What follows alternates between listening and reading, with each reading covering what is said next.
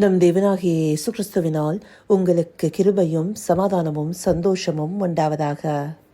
விழித்திருங்கிற ஜீவ வார்த்தை குறித்து இன்றைக்கு நாம் பார்க்கவிருக்கிற வேத பகுதி லூக்கா 12வது அதிகாரம் வசனம் 37. Luke chapter 12 verse 37. எஜமான் வரும்போது விழித்திருக்கிறவர்களாக காணப்படுகிற ஊழியக்காரரே பாக்கியவான்கள். அவர் அறை கட்டி கொண்டு அவர்களை பந்தியிருக்க செய்து சமீபமாய் வந்து அவர்களுக்கு ஊழியம் செய்வார் என்று மெய்யாகவே உங்களுக்கு சொல்லுகிறேன். கடந்த 2 நாட்களுக்கு முன்பாக மத்தேயு எழுதின சுவிசேஷ புஸ்தகத்திலிருந்து திருடன் வருகிற வேலையை அறியாமல் இருக்கிறதுனால வீட்டெஜமான் விழித்திருந்து தன்னுடைய வீட்டை கன்னமிட ஒட்டான்கிற உவமையை குறித்து பார்த்தோம். அதே வசனம் லூக்கா 12வது அதிகாரம் 31வது வசனத்திலையும் சொல்லப்பட்டிருக்கு. இந்த காரியம் சொல்லப்படுவதற்கு முன்பாக இன்னொரு விஷயம் உவமையாக காட்டப்பட்டிருக்கு. அதுல ஒரு பகுதியாகவே நாம பார்த்த பிரதான வசனம் இருக்கு. இந்த உவமையை குறித்து இதே அதிகாரம் 36வது வசனத்திலிருந்து பார்த்தோம்னா, தங்கள் எஜமான் கல்யாணத்திலிருந்து வந்து தட்டும் போது உடனே அவருக்கு திறக்கும்படி எப்பொழுது வருவார் என்று காத்திருக்கிற மனுஷருக்கு ஒப்பாகவும் இருங்கள்னு சொல்லப்பட்டிருக்கும். இந்த வசனத்துல சொல்லப்பட்டிருக்கிற கல்யாண வீட்டிலிருந்து வருகிற எஜமான் யாரு? ஆண்டவராகிய இயேசு கிறிஸ்து. அவர் வரும்போது அவருக்கு திறக்கும்படி விழித்திருந்து ஆயத்தமா இருக்கிற ஊழியக்காரனே பாக்கியவான். அப்படி அவங்க விழித்திருந்து காத்திருக்கும் போது அந்த எஜமான் என்ன செய்வாருங்கிறதே நாம பார்த்த பிரதான வசனம் விவரிக்குது. அந்தபடியாக எஜமான் வரும்போது விழித்திருக்கிறவர்களாக காணப்படுகிற ஊழியக்காரரே பாக்கியவான்கள். இங்க விழித்திருக்கிறவர்களாக சொல்லப்படுகிற ஊழியக்காரர்கள் எப்பொழுதும் ஆயத்தத்தோடு காத்திருக்கிறவர்களை குறிப்பிடுகிறதாக இருக்கு. அவர்களை பந்தியிருக்க செய்யும்படி எஜமானன் அறை கட்டி கொண்டு சமீபமாய் வந்து அவர்களுக்கு ஊழியம் செய்வார்னு இந்த வசனம் நிறைவு செய்யப்பட்டிருக்கு. இந்தபடியான வார்த்தைகளை ஆண்டவராகிய இயேசு கிறிஸ்து தாமே சொல்றாரு. இது எதற்காக சொல்லப்பட்டிருக்கு? இந்த விழிப்போடு கூடிய ஆயத்தம் நம்ம எல்லாரிடத்துலயும் காணப்படுவதற்காக. இப்படியா இருக்கிற விழிப்போடு கூடிய ஆயத்தம் நம்ம இடத்துல காணப்படுவதற்கு என்ன செய்யணும்? அதை இதற்கு முன்பாக இருக்கிற 31வது வசனத்திலிருந்து பார்த்தோம்னா, தேவனுடைய ராஜ்யத்தையே தேடுங்கள், அப்பொழுது இவைகள் எல்லாம் உங்களுக்கு கூட கொடுக்கப்படும். முதலாவது நாம தேவனுடைய ராஜ்யத்தையும் அவருடைய நீதியும் தேடுபவர்களாக இருக்கணும்.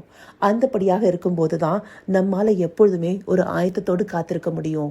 நம்முடைய கவலைகள் எல்லாம் இந்த உலகத்தை பற்றினதாக இருந்ததுன்னா நிச்சயமாக நம்மால அந்த ஆயத்தத்தோடு இருக்க முடியாது. உலக காரியங்கள் எப்பொழுதுமே தேவனுடைய ராஜ்யத்திற்கு விரோதமாகவே இருக்கும். அப்படி இருக்கிற உலக காரியங்களை பற்றிருக்கிறவர்களாக நாம் ஒரு நாள் இருக்கக்கூடாது. அதனால்தான் இதே அதிகாரம் 33வது அதிகாரத்துல நம்ம இடத்துல இருக்கிறதெல்லாம் விற்று பிச்சை கொடுக்கணும்னு குறையாத பொக்கிஷங்களை பரலோகத்துல சம்பாதித்து வைக்கணுங்கிறதும் குறிப்பிடப்பட்டிருக்கும். அந்தபடியாக நாம இந்த உலக ஆஸ்திகள் மேல பற்றா இருந்து அதை சேர்க்கறதுல கவனமா இருந்தோம்னா அவருடைய வருகைக்கான ஆயத்தமும் விழிப்பும் நம்ம இடத்துல காணப்படாது. நாம என்ன செய்யணும்? பரலோகத்துல நம்முடைய பொக்கிஷங்களை சேர்க்கிறவர்களாக இருக்கணும். இல்லாதவர்களுக்கு கொடுப்பவர்களாகவும் அன்பு செய்கிறவர்களாகவும் பரலோகத்துல நம்முடைய பொக்கிஷத்தை சேர்க்கிறவர்களாக இருக்கணும்.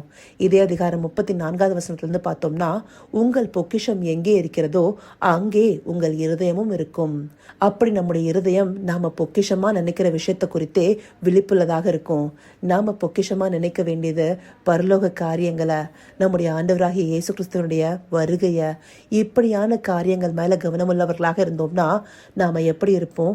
அத 35வது வசனத்துல, உங்கள் அறைகள் கட்டப்பட்டதாகவும் உங்கள் விளக்குகள் எரிகிறதாகவும். இந்த வார்த்தைகள் நம்முடைய அறைகள் எப்பொழுதும் கவனமாக அவருடைய வருகைக்கு ஏற்ற ஆயத்தத்தோடு காணப்படுவதை குறிக்கிறதாக இருக்கு. அப்படியாக நம்முடைய அறைகள் கட்டப்பட்டதாக இருக்க நம்முடைய கவனம், கண்ணோக்கம் எல்லாமே பரலோக பொக்கிஷத்துல இருக்கிறதாக இருக்கணும். இந்த உலக காரியங்களை பற்றினதாக இருக்கக்கூடாது. அப்படி அவருடைய வருகைக்கு ஆயத்தமா இருக்கிறதை தடை செய்கிறது எது? இந்த உலக காரியங்களே. இந்த உலக காரியம்னு சொல்லப்படும் போது நாம சேர்த்து வைக்கிற பொன், பொருள், ஆஸ்தி இதையெல்லாம் குறிக்கிறதா இருக்கும். ஆண்டவராகிய இயேசு கிறிஸ்துவின் இடத்துல ஒரு வாலிபன் நித்திய ஜீவனை சுதந்திரிக்கத்தான் என்ன செய்யணும்னு கேட்ட போது, அவர் பிரமாணங்களை கை கொள்ளணும்னு சொல்லிய போது, அதெல்லாம் நான் சிறு வயதுல இருந்தே செய்யறேன், இன்னும் நான் என்ன செய்யணும்னு கேட்கும் போது கிறிஸ்து என்ன சொல்றாரு?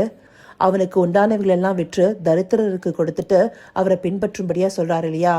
அதை கேட்ட வாலிபன் விசனம் அடைகிறான். இந்த காரியத்தை எதனால் அவன் இடத்துல சொல்றாரு? அவனுடைய இருதயம் அவனுடைய ஆசையை பற்றினதாக இருக்கு. அதை விட்டு கொடுக்க முடியாம இருந்ததுனால்தான் அந்த வாலிபன் சோர்ந்து போனான்.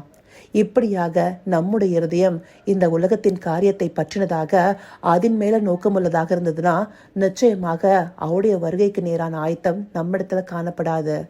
அப்ப நாம் என்ன செய்யணும்? நம்முடைய அறையை கட்டிக்கொண்டு அவருடைய வருகையை எதிர்நோக்கி காத்திருந்து விழித்திருக்கிறவர்களாக இருக்கணும். இந்தபடியாக விழித்திருக்கிறவர்களாக காணப்படுகிற ஊழியக்காரரே அவருடைய வருகையில காணப்படுபவர்களாக அவரோடு கூட பங்கேற்பவர்களாக இருப்பாங்க. இப்படியானவர்களாக நாம காணப்படுவதற்காகவே இந்த பகுதிகள் நமக்கு காண்பிக்கப்பட்டிருக்கு. இதை உணர்வுள்ள இருதயத்தோடு பார்த்து நம்முடைய அறைகள் கட்டப்பட்டதாக அவருடைய வருகைக்கு நேரான விழிப்போடு காணப்பட அவரை நோக்கி பார்ப்போமா? கர்த்தாவே, தேவாதி தேவனே, உமக்கே இந்த வேளையில் நன்றி செலுத்துகிறோம் ராஜா. அப்பா, எங்கள் அறைகள் கட்டப்பட்டதாக, எங்கள் கவனமெல்லாம் பரலோக பொக்கிஷத்தின் மேல இருப்பதாக உம்மை நோக்கி காத்திருக்கிறவர்களாக நாங்கள் ஒவ்வொரு நாளும் இருக்கணும் ராஜா. ஆம் தகப்பனே, அந்தபடியான விழிப்பும் ஆயத்தமும் எங்களிடத்துல காணப்படுவதே பாக்கியம் என்பதை இந்த பகுதிகள் மூலமா எங்களுக்கு காண்பிச்சிருக்கீங்க தகப்பனே. இதை நாங்கள் அறிந்து கொண்டு இந்த உலக பொக்கிஷங்கள் மேல கவனமா இருக்காம பரலோக பொக்கிஷத்தை சேர்க்கிறதுல கவனமா இருந்து ஒவ்வொரு நாளும் உம்முடைய வருகைக்கு எதிர்நோக்கி காத்திருக்கிறவர்களாக விழித்திருந்து செயல்பட தேவரீர் எங்களுக்கு நவமான இருதயத்தை தந்தரலுங்கப்பா. அப்படியே நீங்க அருளி செய்ய போகிற கிருபைக்காய் நன்றி. சகலவித துதி, மகிமை, கனம் யாவும் ஒருவருக்கே செலுத்துகிறோம். இயேசு கிறிஸ்துவின் மூலமாய் வேண்டிக் கொள்கிறேன் பிதாவே. ஆமேன், ஆமேன்.